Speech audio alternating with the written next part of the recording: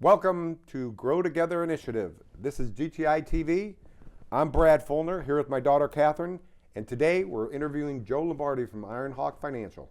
Just to start off, how did you get into the business? So I know you had earlier said you were very young. Yeah. So kind of tell me about that. Yeah, I mean, I was supposed to do construction. You know, my dad had JV Lombardi Builders, and then he created Lombardi Builders and Sons. And pretty much right before I was supposed to take over the construction business, he falls 3 stories off a ladder off of a 30-foot roof. And you were going to take over the business? I was, yeah. Wow, okay. Yeah, so a little bit of a pivot. Yeah, God was like, no, hold on a second. We got something else for you to do over here. And and then I was like bartending, and I got pulled into the industry. I got very, very lucky. Well, and if I remember correctly, you got pulled in because you gave great service, right? And that someone kind of scouted you? Yeah. Yeah. Guy left me a $1,000 tip and said, that's your signing bonus. You're working with me at Northwestern Mutual. So I think at the core, that says so much about who you are as a person, that it doesn't matter what you're doing, do it to the best of your ability. And I think that says so much about who you are. And just before we started, you were saying ethics, what were the 3? Ethics, morals, and respect. Yeah, that's kind of like your leading principles. And I think that shows that that's really who you are, that before you had anything, that's what you were emitting, obviously, to get someone who can leave a $1,000 tip to notice you. Yeah, it's all about frequency, vibration, energy, your relationship with God, the relationship you have with yourself. Yeah. If you love yourself, that gives you energy to love other people. So it's so vitally important to have your temple situated so you can go help other people protect and grow their temples. Kind of like fill your glass first. I was just going to say, how important do you think it is to truly make a connection with someone and build that trust? Most important thing there is. It doesn't matter what age, right? It doesn't matter. It just makes all I have the clients that difference are 20, I have clients that are 85. It just comes down to actually giving a crud and caring about somebody else. And the number one principle of the Bible is what? Treat thy neighbor as thyself. If you had to say there's one lesson in the Bible, that's it. Yeah. Like, that's like the main core theme of the Bible is treat thy neighbor as thyself. And if you love your neighbor, you love yourself. If you are always looking for trouble or always looking to point out what's wrong, or you're what they call Karens, you know, you're not going to have a great life. You're going to be miserable, and all that stems to because you don't love who you are. Mm-hmm. So in this industry, the best people in the financial industry are the ones that actually care about the clients, not about the commission. Yes. Because there's a lot of money to be made in this business, but there's also a lot of ways to hurt people if all you care about is money. So and what happens, what I found is that the more that I give, the more that I pour into people, the more that I care about other people, God rewards me tenfold.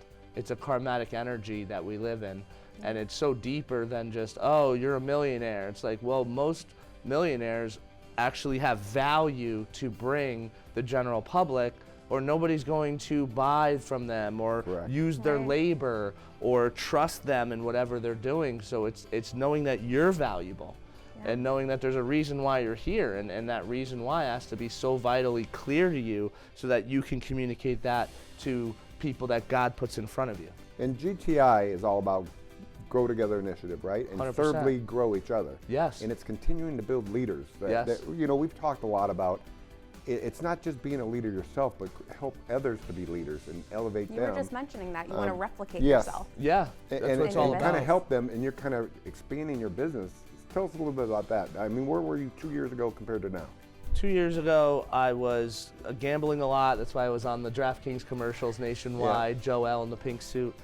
And, you know, God came to me March of 24, and he said, listen, you know, cut that out. You were having fun, but it was like I plateaued. You know, you make your first $100,000, you're like, oh my God, you know, I'm making $100,000 a year. Then I went to $250,000, then I went to $500,000, then I went to $750,000, then to $1 million, then I went to $2 million. And it gets to a point where it's like, once you hit probably about $1 million, there's not a huge quality of life difference between like 1 million and 5 million. I'm not buying a jet, I'm not buying yachts, right? So then I just coasted, right? And then I was sitting there one day and I was just praying, and I said, God, there's gotta be more than this. I'm in my 30s. I could retire in my 30s, you know, and I'm like, there has to be more.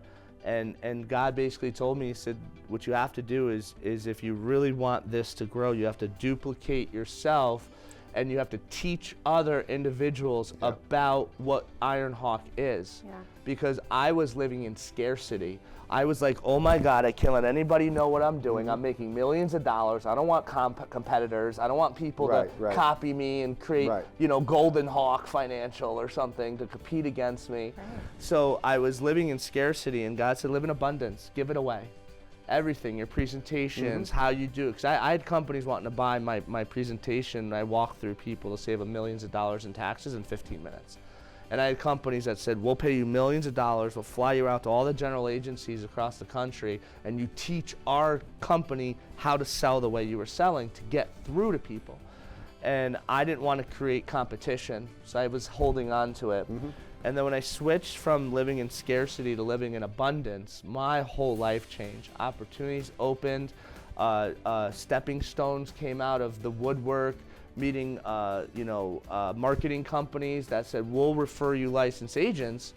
And then I was like, hey, what is your payouts? And they're like, we're getting very low. And that's how this industry is. They take your ignorance for profit, whether you're an agent or if you're a general public. They're trying to say, how can I sell you the most expensive commissionable product? And then when you're at these general agencies, the sales managers are telling their agents, they're not telling them what to do the right thing, they're telling them how to make the most money. And it's not usually in the best interest of the client.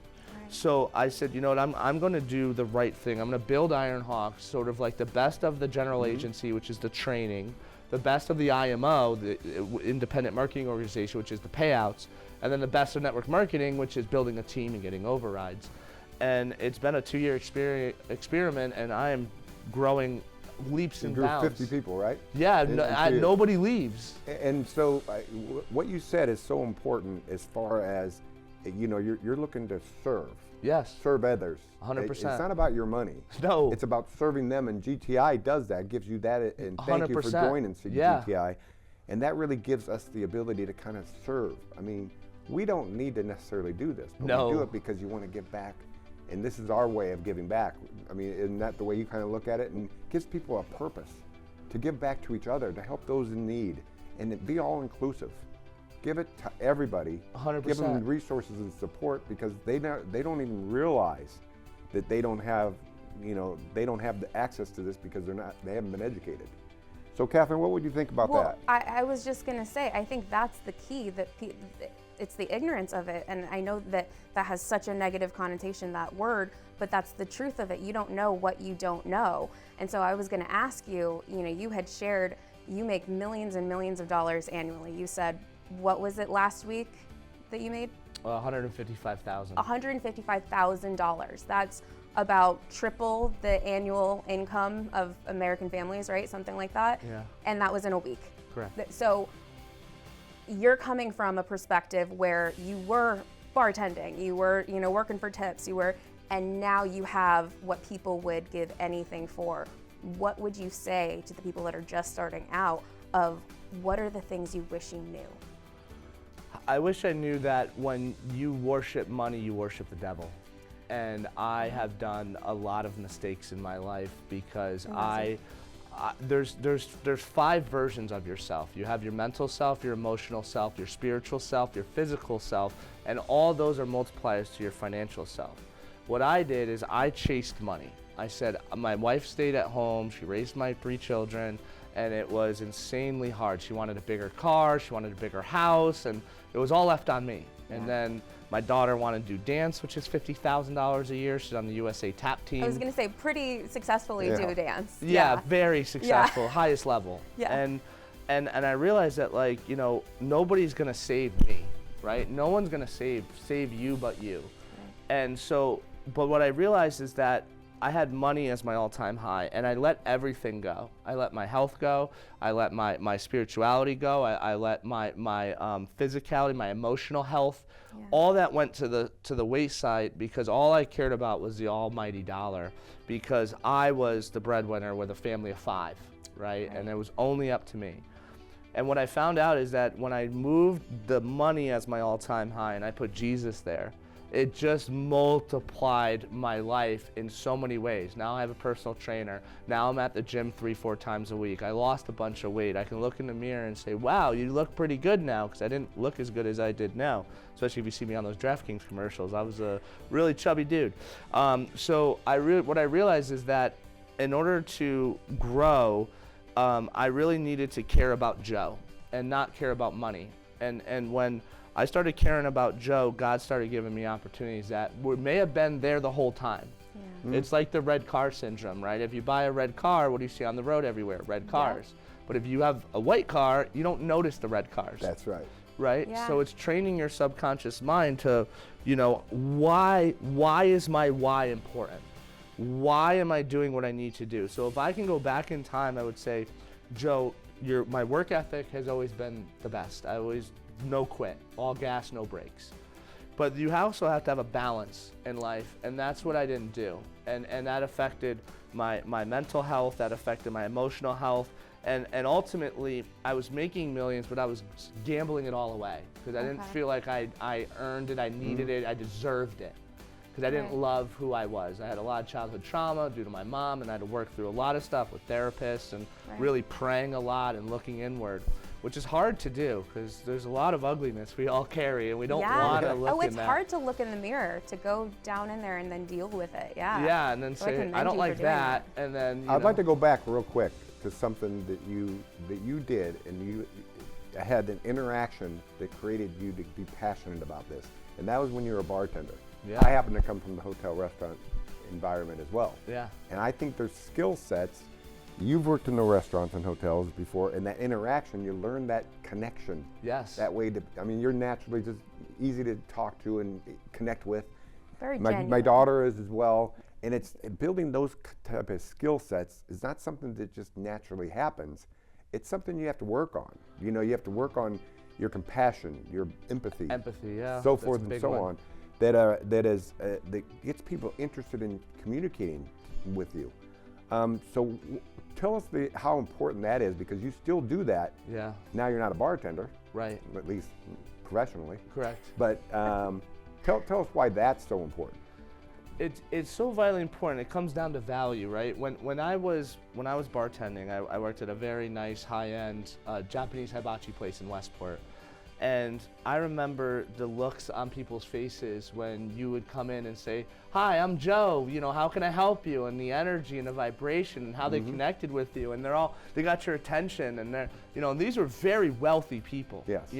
I played a very high-end restaurant. Yep. And I went outside, to get fresh air. There'd be Lambos, Ferraris, Escalades, all parked out, Aston Martins, and I was like, holy crap. So I'm dealing with the creme de la creme of society when I was there.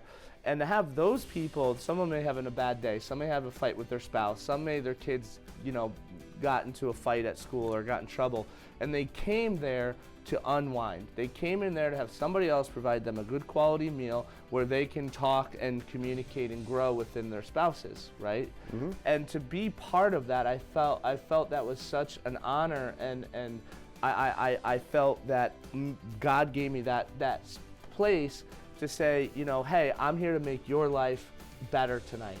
And when you come that I'm good at what I do, I'm valuable at what I do, it's a paradigm shift, because to me it wasn't work. They say if you do what you love every day, you never work a day in your life. I say the same thing. Yeah. I haven't worked in decades. I say the same thing. I get to go on it, sometimes in my pajamas and a suit top, and I get to move $10 million here, $8 million there, set up an estate plan, set up a trust, do long-term care planning. Yeah. And these people are trusting me with their life savings. So they heard me on a podcast. They read my books on Amazon that are all 5-star rated. And they looked me up that I'm A+ rated on the Better Business Bureau, and not a single complaint and thousands of clients. And they look at that and they're like, wow, this guy actually cares. This guy's different. This guy isn't about commission. And it all boils down to one principle, right? God doesn't care how much money you die with. He cares about how many people you affected positively, because we're all God's children. Yes. And if you're playing nice in a sandbox with his children, he's only going to love that. And if you're hurting his children to get something from them, he's not going to really like that, right? Yes. So it's making sure that your intentions are pure. You want to protect people. I mean, I've delivered 4 death claims in the last 12 months. And knowing that, like, I had a client commit suicide with 2 young girls, and thank God I sold the policy for more than 2 years, because 2 years are contestable. I paid. I brought his wife $980,000 in cash, 4-year-old and 1-year-old daughter. He was the breadwinner. And you need to self-check yourself to make sure that, are you that person? Yeah. Are you intentional? You see somebody that's struggling in all these different areas, financially being one as well, and are you intentionally helping them? Because sometimes they're not going to disclose to you that they are hurting. Yeah. Because maybe they're not well covered, you know, Correct. from an insurance standpoint. Maybe they don't have as much investments. You think they do because they have the nice Lamborghini, or right, but they're over leveraged. Yes. And so and have someone that they can relate to, trust.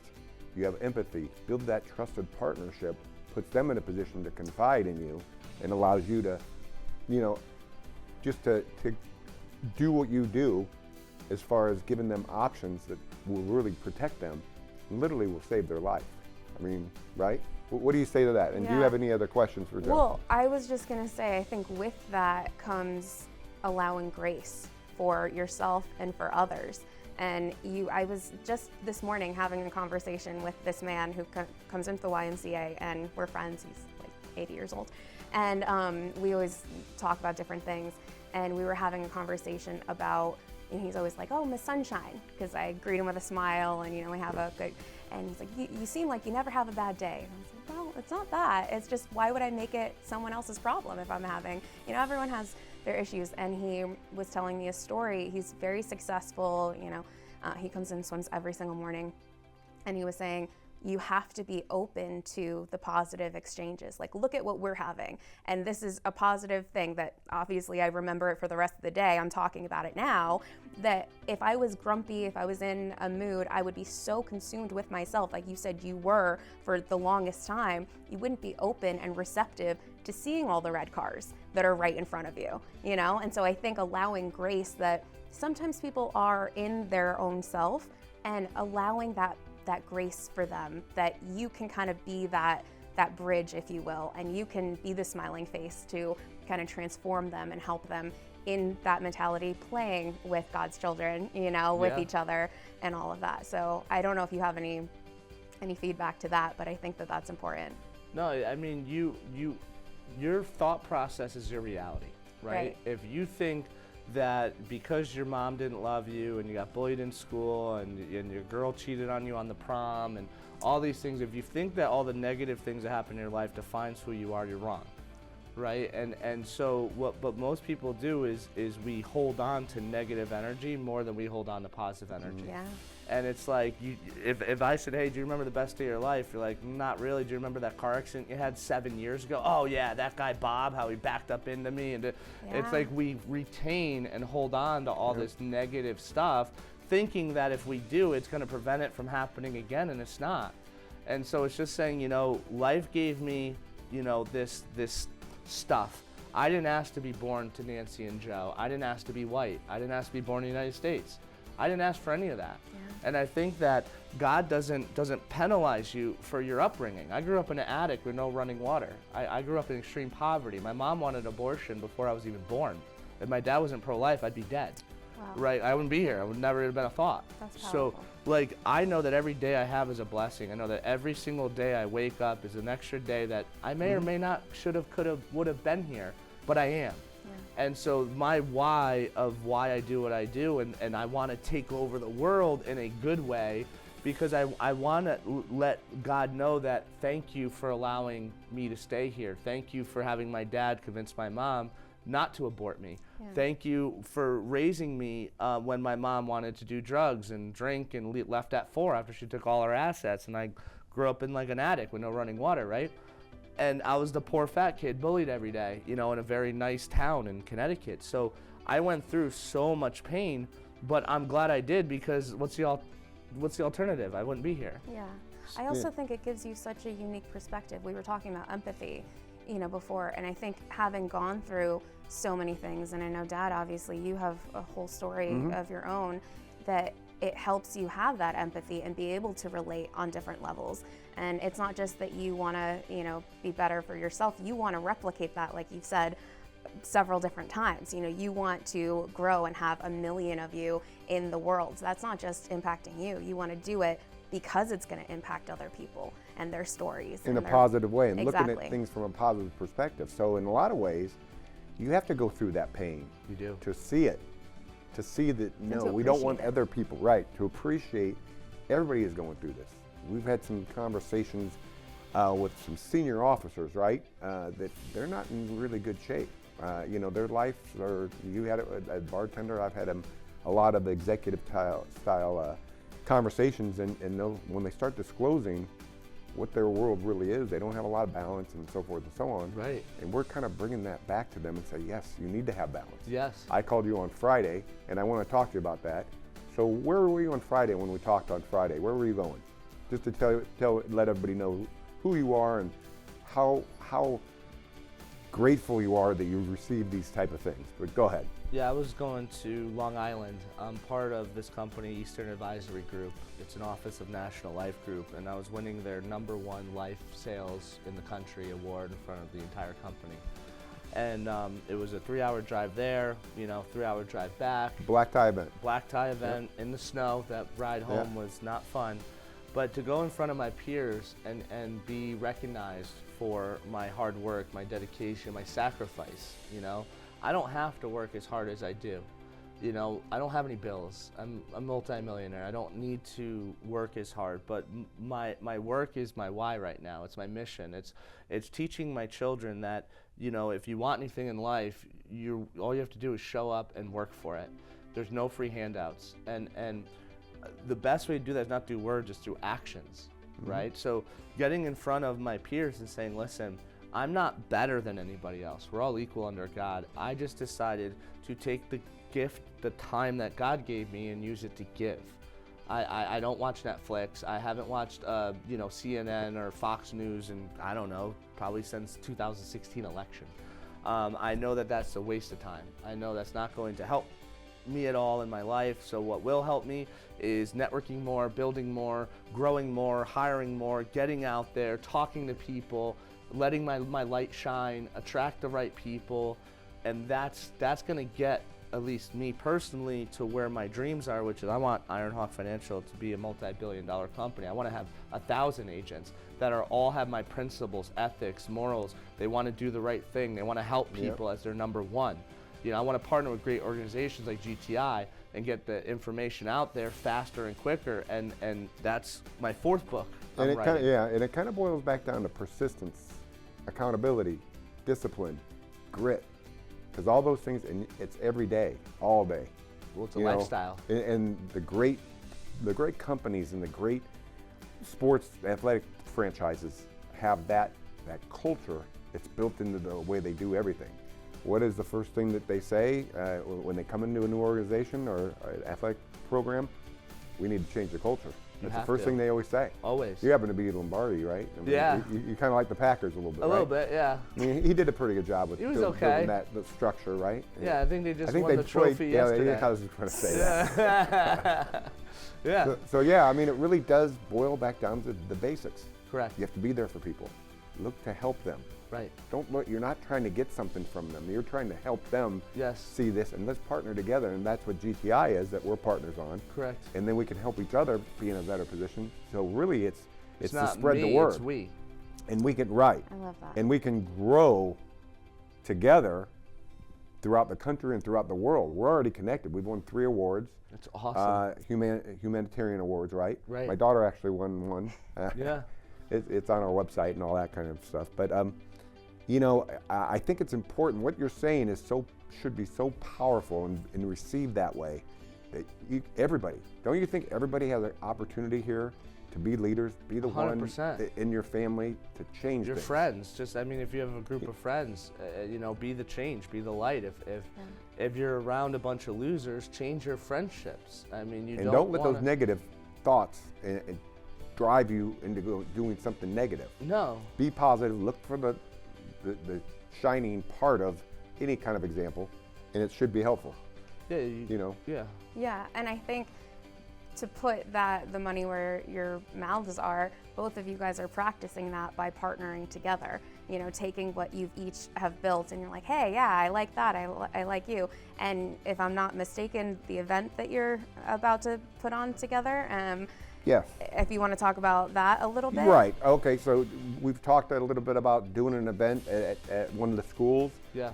And we talked about doing it in elementary school, and high school, and college. Yeah. And the answer is yes to all of it. Correct. Right? I mean, don't you think everybody Absolutely. deserves to be educated financially? So we're gonna do an event at CT State, maybe a group of 10 people, students there, and then we're gonna walk them through, and they're gonna commit to the financial literacy education that we will put on and have them commit to it, and then Joe is going to fund, their first X amount of dollars. That's going to be one of the events that we're going to do. We can do many others to try to get the word out, but we do need a commitment from the other side. Correct. You're not just going to give them money because they might go out and spend it on sodas or hamburgers or whatever. Right. We want to kind of train and educate and build skill set that will help them for the rest of their life. Yes. And just listen to some of the things that and educate yourself. We don't care if you don't use us at all, but just educate them on how to get that started, and it kind of builds a life skill that will help them for the rest of their life. Whether it's insurance or investing, they can do any number of different things. It really almost doesn't matter. We'll kind of maybe earmark it for an investment of some kind or whatever. Correct. As a recommendation, but they choose. I think that's going to be pretty powerful.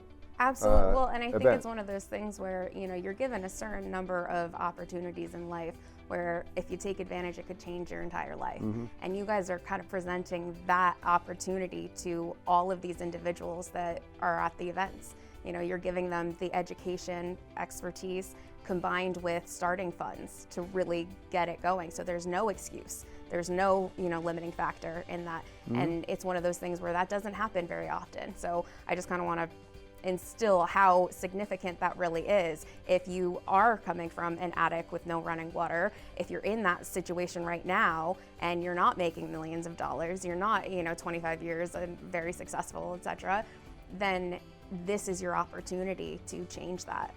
Mm-hmm. And really help everybody, and to be in a position, give them hope. Right. Give them a purpose to help others. Correct. The purpose is not to make money, as you say, right? Right. That's not what this is about.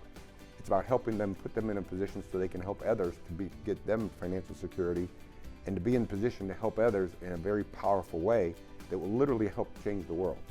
And that's really what our initiative is, more than anything else. It's changing the world, changing the way people operate now, because they make enough money, they just allocate it incorrectly. Correct. And the government the tax structure is it's built against them instead of for them. In some ways. In most ways. Right. And those are things, and just educate people, because you should have a side business, right? So you can expense things on it. You have to have a side business. Right? Yeah, you need an LLC. A lot of people, they want to be an employee, but being an employee, what that does is that builds somebody else's dreams. Mm-hmm. And you need to get your dreams set up, and you need to figure out what those dreams are. I was building other people's dreams, my career, learning from them, right? There's a balance of give and take. It's not about me. How can I own my business the fastest and not help anybody else?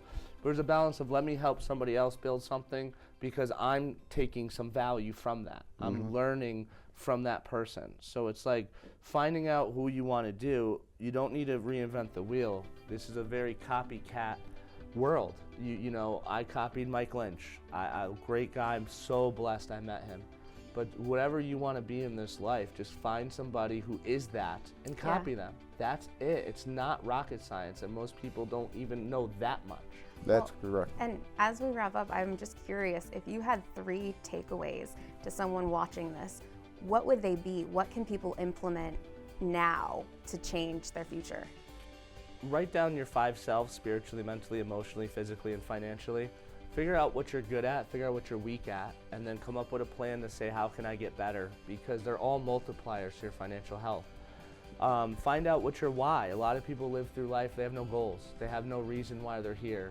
They go from one Netflix show to one sports game the next night, and they have no direction. Build a direction. Care about your life. Care about the time that's given to you, and pray on why are you here and how can you serve. And if you can do that, you can have anything in this world, because value always reciprocates value, and God always rewards hard work. I love that. I Wonderful. love that. Well, thank you for watching. It was a pleasure to have you here.